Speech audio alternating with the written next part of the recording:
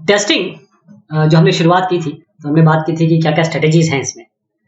अब 3 तरीके के अलग अलग हमने पार्टीशन कर दिया है कैटेगरी में जो एप्लीकेशन है। या तो वो कन्वेंशनल एप्लीकेशन होंगे जो कि मॉड्यूलराइज हैं, फंक्शन ओरिएंटेड हैं, एक वो टाइप होता है। दूसरा आपका ऑब्जेक्ट ओरिएंटेड टाइप एप्लीकेशंस होते हैं जिसमें जिसको बनाया गया है ऑब्जेक्ट ओरिएंटेड पैराडाइम को लेकर, जिसको डिजाइन किया है ऑब्जेक्ट ओरिएंटेड पैराडाइम को लेके, कोड किया है ऑब्जेक्ट ओरिएंटेड को लेके। अब तीसरे जो सबसे इंपॉर्टेंट है वो, क्योंकि हर चीज वेब पे है, एप्लीकेशन भी वेब पे ट्रांसफर हो रहे हैं सारे, तो वेब एप्लीकेशन के बारे में बात करेंगे, इसकी टेस्टिंग कैसे होगी। तो जैसे आप देखें कि रिव्यू या टेस्टिंग, ये इनका मेन एम क्या होता है।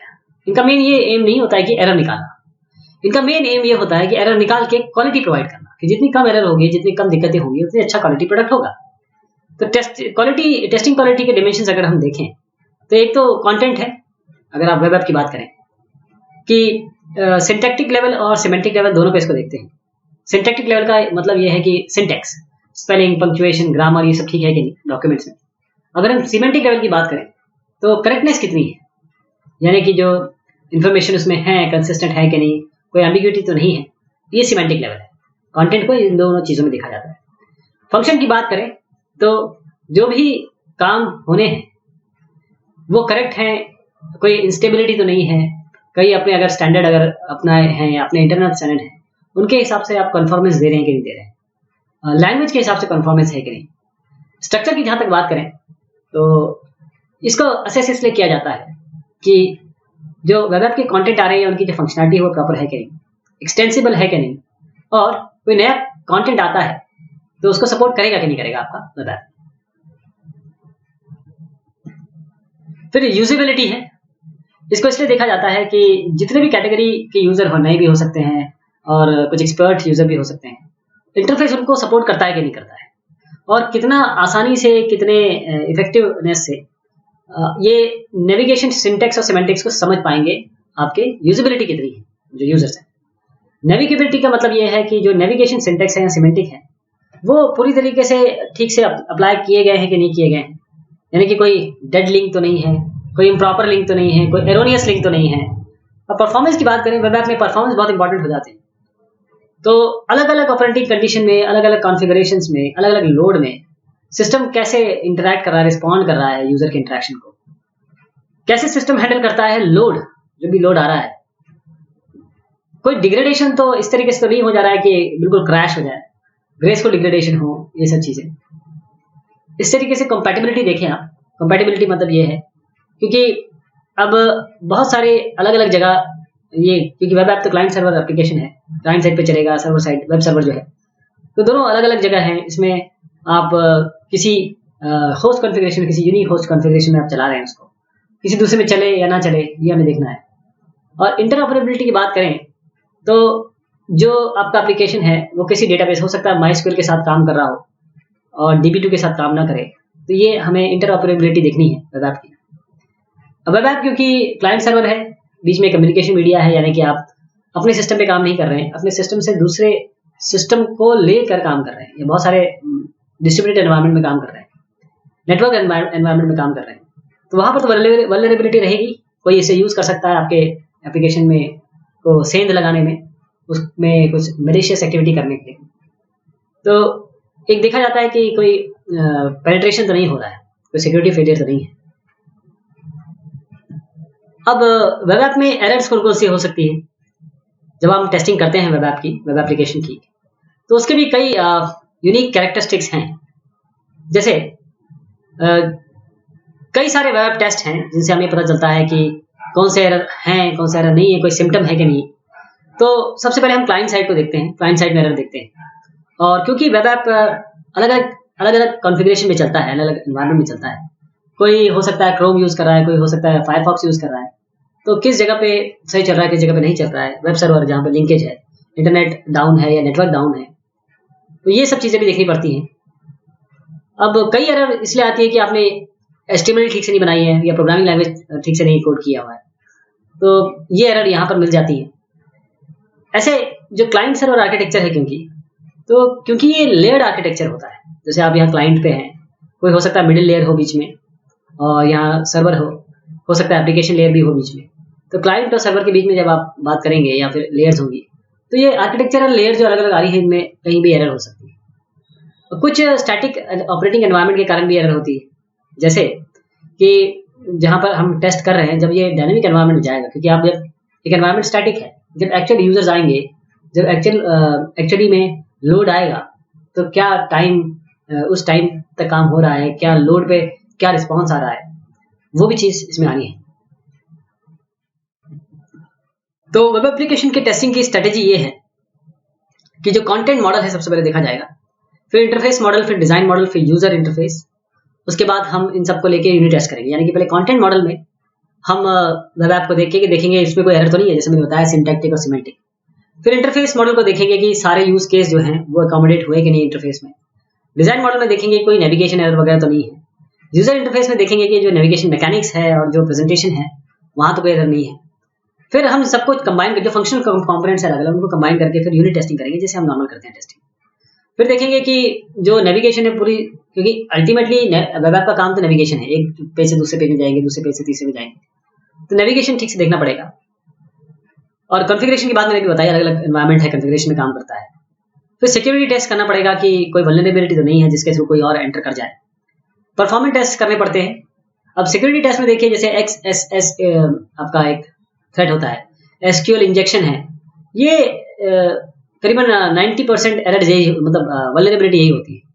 जो ये XSS है, जिसे हम जो X साइट स्क्रिप्टिंग भी कहते हैं, और SQL इंजेक्शन है, तो इनको देखना पड़ेगा। इन सब की चेकिंग करना जरूरी है। परफॉर्मेंस देखना पड़ेगा कि वेब ऐप का performance up to the mark है कि नहीं, और जो पॉपुलेशन इसे यूज कर रही है वो पॉपुलेशन के हिसाब से किस तरीके से आपका वेब ऐप बिहेव कर रहा है। तो ऑल इन ऑल उसके इंटरेक्शन आपका जो कंटेंट के साथ है, नेविगेशन के साथ है, navigation error, usability concern, compatibility concern, web app की रिलायबिलिटी, परफॉर्मेंस, ये सारी देखनी पड़ती है। तो टेस्टिंग प्रोसेस में अगर आप देखें तो टेस्टिंग में कंपोनेंट डिजाइन करते हैं वेब ऐप के लिए, architecture design, navigation design, content design, aesthetic design और इंटरफेस डिजाइन करते हैं। तो कंपोनेंट से शुरू करते हैं, architecture, navigation, content, aesthetic, interface design. तो यहाँ पर हम कंटेंट टेस्टिंग करते हैं, इंटरफेस टेस्टिंग करते हैं, नेविगेशन टेस्टिंग करते हैं, कंपोनेंट टेस्टिंग करते हैं, और फिर इसके बाद हम जब ये कर लेते हैं तो नेविगेशन के साथ और कंपोनेंट के साथ हम कॉन्फ़िगरेशन, परफॉर्मेंस और सिक्योरिटी टेस्टिंग भी करते हैं। तो कंटेंट टेस्टिंग अगर हम एक एक करके देखते हैं, कंटेंट टेस्टिंग क्या होता है, इसमें हमारी क्या चीज आती है।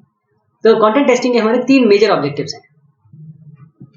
पहले तो सिंटैक्टिक एरर देखना है, यानी कि कोई टाइपोग्राफिकल एरर, कोई ग्रामेटिकल मिस्टेक तो नहीं है जो आपके डॉक्यूमेंट है, ग्राफिकल प्रेजेंटेशन या और मीडिया है इसमें। फिर सेमेंटिक एरर देखना है कि सब चीजें एक्यूरेट है कि नहीं, कोई ऐसी चीज तो नहीं जो गलत दर्ज की हुई गई। और जब अलग अलग कंटेंट में आप जाएंगे नेविगेशन में करके, तो सेमेंटिक सही होनी चाहिए। फिर हम जो ऑर्गेनाइजेशन या स्ट्रक्चर है जो यूजर को मिल रहा है, जो कंटेंट का अलग अलग जिस तरीके से आपने ऑर्गेनाइजेशन किया है, मैं ऑर्गेनाइजेशन का मतलब ये है कि यहाँ पर एक जगह टेक्स्ट यहाँ दिया हुआ है, अगले पेज में टेक्स्ट यहाँ दे दिया, अगले पेज में यहाँ पर टैब है, तीसरे पेज में टैब यहाँ पर दे दिया, तो ये इसकी बात कर रहा हूँ। फिर डेटाबेस टेस्टिंग बहुत इंपॉर्टेंट है, क्योंकि मोस्टली जो वेब एप्लीकेशन है वो कहीं ना कहीं वेब में डेटाबेस से इंटरेक्ट कर रही होती है। यहाँ पर भी हम देखते हैं कि जो डेटाबेस टेस्टिंग है वो बहुत एक इंपॉर्टेंट रोल प्ले करती है, इसकी अलग से टेस्टिंग करनी पड़ती है। अब जो ओरिजिनल क्लाइंट साइड में ऐसा कभी भी हमें प्रेजेंटेशन इस तरीके से नहीं मिलता है, क्योंकि हम एसक्यूएल के थ्रू बात करते हैं डेटाबेस में। तो डेटाबेस मोस्टली रिमोटली किसी सर्वर में होता है। तो जो हमको रॉ डेटा मिल रहा है डेटाबेस से, जो वेब ऐप सर्वर हमें दे रहा है, वो प्रॉपरली क्लाइंट को प्रेजेंट किया जा रहा है कि नहीं किया जा रहा है। और ये डायनेमिक, क्योंकि ये डायनेमिक होगा, जैसे कोई इनपुट आएगा, आप कोई यूजर कोई चीज मांगेगा और वो जाएगा डेटाबेस सर्वर पे, डेटाबेस सर्वर से वापस आएगा, तो कैसे वो डिस्प्ले हो रहा है डेटाबेस टेस्टिंग, और वापस में आ रहा है, प्रॉपरली आ रहा है कि नहीं आ रहा है। पहले तो डेटाबेस का कनेक्शन चेक करना पड़ेगा, डेटाबेस खुल रहा है कि नहीं खुल रहा है, प्रॉपर उसके क्रेडेंशियल्स चेक होंगे, फिर डेटाबेस से डेटा आ रहा है वो प्रॉपर फॉर्मेट में आप एचटीएमएल में दिखा पा रहे हैं कि नहीं दिखा पा रहे। तो डेटाबेस टेस्टिंग के लिए आप देखिए कि एक क्लाइंट लेयर है, यहाँ पर क्लाइंट एचटीएमएल में रिक्वेस्ट देगा, सर्वर लेयर इसको लेगा यूजर के डेटा को, फिर उसके बाद वो डाटा को ट्रांसफॉर्म करेगा किसमें, एसक्यूएल में। एसक्यूएल में डेटा ट्रांसफर करने के बाद एसक्यूएल के थ्रू डेटाबेस से इंटरेक्शन होगा, और इस इंटरेक्शन में आप देखिए कि यहाँ डेटा एक्सेस डेटाबेस से होगा। तो ये पूरा एक चेन है, यहाँ पर हर चीज देखनी पड़ेगी, हर एक लेवल पे आपको देखना पड़ेगा कि कहाँ कहाँ क्या क्या हो रहा है और किस जगह पे एरर आ रही है। तो ये अलग अलग टेस्टिंग के लेयर है, हर एक लेयर के लिए आपको टेस्ट डिफाइन करने होंगे। फिर यूजर इंटरफेस टेस्टिंग की बात करें तो जो इंटरफेस फीचर्स हैं, जो जो रूल्स हैं, किस तरीके से आपने इंटरफेस डिजाइन किया जिससे यूजर इंटरैक्ट करेगा, एस्थेटिक्स क्या है, विजुअल कंटेंट क्या है, वो यूजर को अवेलेबल है कि नहीं बगैर एरर के। और ये इंडिविजुअल इंटरफेस टेस्टिंग एक तरीके से मान लीजिए यूनिट टेस्टिंग ही है। इसमें एक हम चेक करते हैं कि एक प्रॉपर जो इंटरफेस है उसको हम एक यूनिट की तरह देखते हैं। मैं इसको बताऊंगा कैसे। हर एक इंटरफेस मैकेनिज्म को हम किसी न किसी यूज केस के बिहाफ पे टेस्ट करते हैं, जिसे हम NSU कहते हैं। ये आप देखिए नेविगेशन सिमेंटिक यूनिट होता है किसी स्पेसिफिक यूजर के लिए। अब यूजर अलग अलग तरह के हो सकते हैं, उनके लिए जो इंटरफेस है वो कोई भी यूज केस और उस यूज केस जो उपलब्ध है, जो अफेक्ट कर रहा है या जिसके कारण NSU बन रहा है, उसको देखना पड़ेगा आपको। और क्योंकि अलग अलग एनवायरमेंट में चल रहा है तो यूजर इंटरफेस हो सकता है किसी ब्राउजर में आपको कुछ चीज ना दिखाई दे, जैसे आपने कहीं इसमें देखा हुआ कि works well with Firefox, works well with Chrome. इसका मतलब यह है कि यूजर इंटरफेस अगर आप किसी और में यूज करेंगे तो कई चीजें नहीं दिख पाएंगे। तो अगर इंटरफेस को आपको देखना है कि इसमें क्या क्या टेस्टिंग हो सकती है, तो लिंक्स देखने पड़ेंगे, लिंक्स प्रॉपर है कि नहीं, फॉर्म्स ठीक से बनाए गए कि नहीं बनाए गए, क्लाइंट साइड स्क्रिप्टिंग ठीक से की गई है नहीं की गई है, जो डायनेमिक HTML बन रही है वो ठीक से आ रहा है कि नहीं आ रहा है, क्लाइंट साइड में जो पॉपअप विंडोज आप क्रिएट कर रहे हैं वो प्रॉपर आ रहे हैं कि नहीं आ रहे हैं।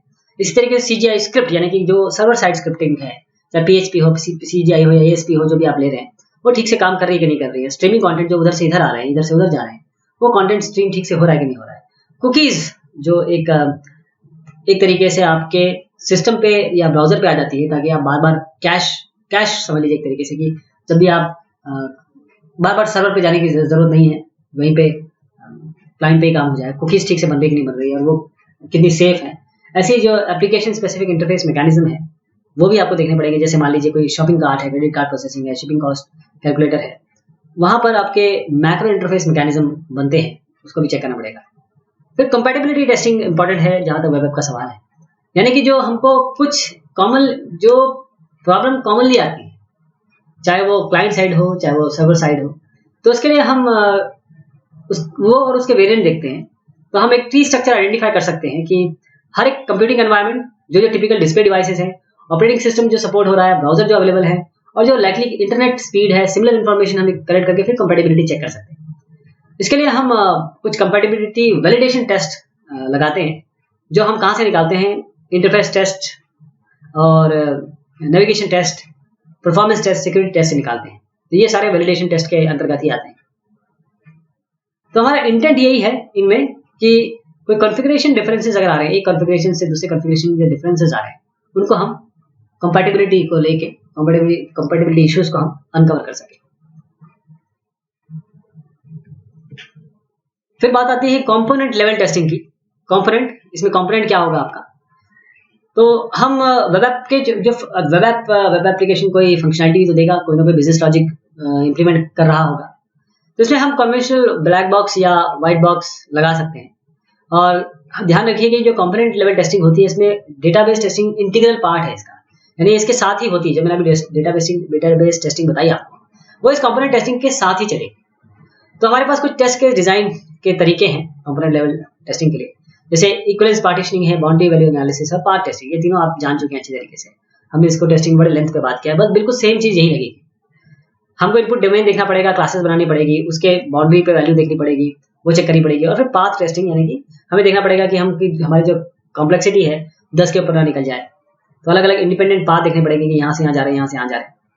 नेविगेशन टेस्टिंग की जहां तक बात करें, जैसे भी मैंने बताया कि नेविगेशन बहुत जरूरी है वेब ऐप में, तो नेविगेशन के लिंक ठीक से काम कर रहे हैं कि नहीं कर रहे हैं, कोई रीडायरेक्शन हो रहा है तो वो वापस आ रहा है कि नहीं आ रहा है, बुक मार्किंग ठीक से हो रही है कि नहीं हो रही है, जो फ्रेम और फ्रेम सेट्स हैं वो ठीक से काम कर रहे हैं कि नहीं कर रहे हैं, साइट मैप्स यानी यूजर कहाँ से कहाँ जाएगा, क्या उसके पास अवेलेबिलिटी है, इंटरनल सर्च इंजन अगर आपने लगा रखे हैं, अपने वेब ऐप पे कहीं सर्चिंग लगा रखी है तो वो काम कर रही है कि नहीं कर रही है।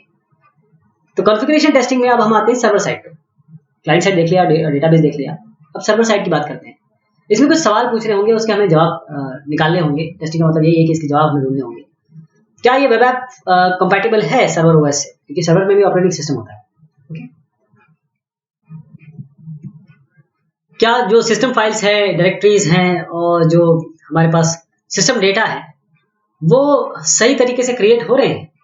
यदि हम वेब ऐप की बात करें जब वो ऑपरेशनल है, जो सिक्योरिटी मेजर हैं वो प्रॉपर हैं कि नहीं, फायरवॉल, इंक्रिप्शन, ये सब आपके पास है कि नहीं, ये ठीक से अप्लाई हुए कि नहीं हुए। ये कोई ऐसा इंटरफेरेंस तो नहीं हो रहा है या परफॉर्मेंस डिग्रेडेशन तो नहीं हो रहा है। क्या आपने वेब ऐप को टेस्ट किया है डिस्ट्रीब्यूटेड सर्वर कॉन्फ़िगरेशन में भी? अगर आप क्या डिस्ट्रीब्यूटेड है तो क्या वेब ऐप प्रॉपर्ली इंटीग्रेटेड है आपके डेटाबेस सॉफ्टवेयर से? और जो वेब ऐप क्या सेंसिटिव है अगर बाय चांस डेटाबेस सर्वर का वर्जन चेंज होता है? क्या सर्वर साइड वेब एप्लीकेशन की जो स्क्रिप्ट्स है वो ठीक से काम कर रही है? और जो सिस्टम एडमिनिस्ट्रेटर के एरर्स हैं वो प्रॉपर्ली सिस्टम एडमिनिस्ट्रेशन में भी एरर आते हैं, वो क्या वेब ऐप के ऑपरेशन में कुछ इफेक्ट करते हैं? क्या आपने प्रॉक्सी सर्वर यूज किया है? अगर प्रॉक्सी सर्वर यूज किया है तो ऑन साइट टेस्टिंग के लिए आपको क्या डिफरेंस, मतलब कॉन्फ़िगरेशन टेस्ट करने में, एड्रेस करने में क्या क्या डिफरेंसेस देखने पड़ेंगे? तो क्लाइंट साइड में हमने जैसे देखा कॉन्फ़िगरेशन में हार्डवेयर चेक करना है, ऑपरेटिंग सिस्टम चेक करना है, ब्राउजर सॉफ्टवेयर चेक करना है, यूजर इंटरफेस कंपोनेंट चेक करना है, प्लगइन्स देखने हैं, कनेक्टिविटी देखनी है क्लाइंट साइड में। तो जितने भी कॉन्फ़िगरेशन वेरिएबल हैं वो उस लेवल तक आने चाहिए ताकि आप उनको मैनेज कर सकें। कॉन्फ़िगरेशन का मतलब ये है, क्लाइंट साइड सर्वर साइड हमने दोनों देखा। और सिक्योरिटी टेस्टिंग की जहां तक बात करें, क्योंकि सिक्योरिटी बहुत इंपॉर्टेंट हो जाती है यहाँ पर आपके वेब ऐप में, तो हमको ये देखना है कि जो क्लाइंट साइड के एनवायरनमेंट है, बीच में नेटवर्क आता है और फिर आपका रिक्वेस्ट यहाँ जाती है, फिर वापस आपको रिजल्ट मिलता है सर्वर साइड। तो इस बीच में कुछ ना कुछ चीजें आप एक्सपोज करते हैं। तो क्लाइंट ये जो एक्सपोज कर रहे हैं वो चीजें सेफ है कि नहीं? जो क्लाइंट साइड है, क्लाइंट साइड उसमें कुछ ऐसी वल्नरेबिलिटीज तो नहीं है जो ऑलरेडी आपके बग्स में, जो ऑलरेडी ब्राउजर, ईमेल प्रोग्राम से कम्युनिकेशन सॉफ्टवेयर के बग्स ऑलरेडी जो हैं वो आपको क्लाइंट साइड में आ रहे हैं। इसी तरीके जो सर्वर साइड है वहां कोई डिनाइल ऑफ सर्विस अटैक तो नहीं हो सकता, कोई मैलिशियस स्क्रिप्ट तो नहीं चला सकता, जैसे मैंने अभी एक्सेस और एसक्यूएल इंजेक्शन के बारे में बताया आपको। तो ये सब चीजें आपको देखनी पड़ेगी कि ऐसा ना हो कि कोई ये इफेक्ट आ सके आपके इसमें। तो सिक्योरिटी टेस्टिंग के लिए अगर आपको वल्नरेबिलिटी चेक करनी है तो कुछ एलिमेंट्स आपको देखने पड़ेंगे कि इम्प्लीमेंटेड है कि नहीं।